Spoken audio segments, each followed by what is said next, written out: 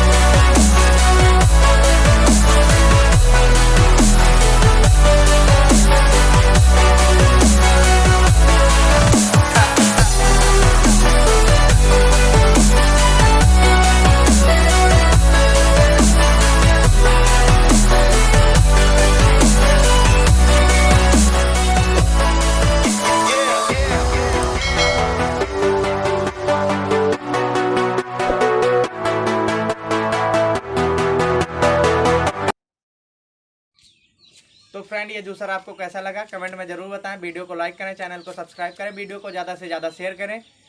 और इसमें जूस कैसे निकालते हैं इसके लिए मैं एक दूसरी वीडियो ज़रूर बनाऊंगा। तो अगर आप इसे ख़रीदना चाहते हैं तो डिस्क्रिप्शन बॉक्स में जाके इसके लिंक पर क्लिक करके आप इसे बाय कर सकते हैं। Thank you.